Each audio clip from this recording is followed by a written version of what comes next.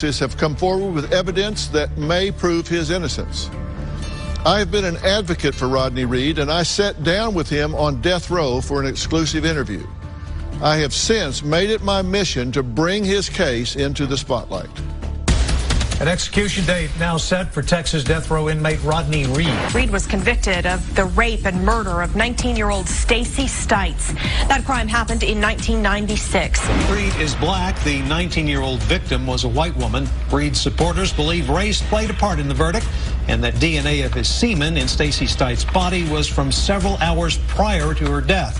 Reed's defense was not allowed to question several DNA issues in this case. When DNA was found in Stacy that matched Rodney Reed, the prosecution told the jury that Rodney was the murderer. But what if it's not that simple? I traveled to Livingston, Texas, to death row to visit Rodney Reed. She was sleeping with a black guy named Rodney. I was, wow, Stacy, you need to be careful. So you have no doubt that Stacy was in a relationship with Rodney? I have no doubt. This is a female engaged to a cop, a white cop. At the time of her death, Stacy was living with her boyfriend, Jimmy Fennell. Jimmy Fennell was initially the key suspect in this case. Did he ever have an inkling that you were in a relationship with her? He told me, "You gonna pay?" So it was a clear threat. I took it that way. None of this is what was told to the jury. I think this case is a prime example why they should abolish the death penalty. That's right. Because it is so corrupt. It is racist. It is biased. And all those things have played a major role in my brother's case. Do you believe he's going to be set free?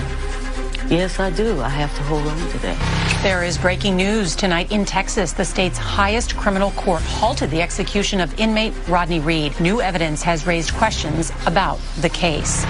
Are you glad that you've done this interview? Yes, I am. I appreciate it. I'm glad we did this. You're telling us we have to stop. We will stay in touch. God bless you. I appreciate you, Doc. Thank you. Please welcome Amanda Knox.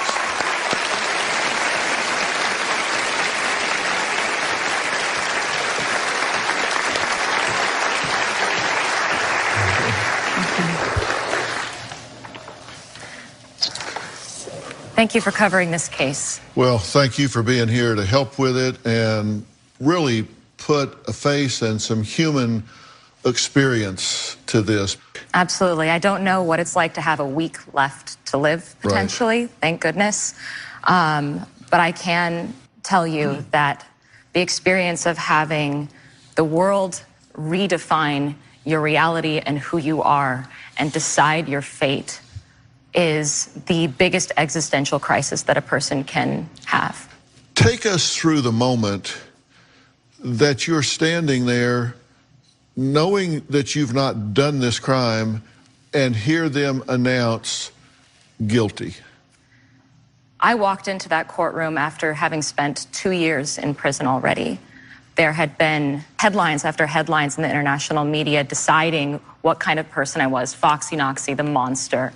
And up until that moment, I thought, this is all nonsense. And by the end of this verdict, I'm going to walk home. That's what my family always believed.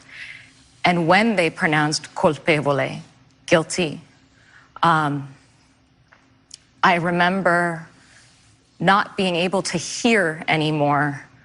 There was this pounding in my head as the world sort of crumbled beneath me. And I was immediately put on suicide watch. Did you think about taking your own life at that point?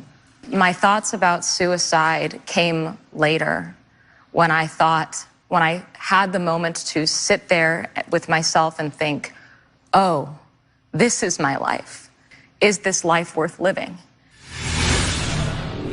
How heavily did it weigh on you that people would actually look at you and think that you cut someone?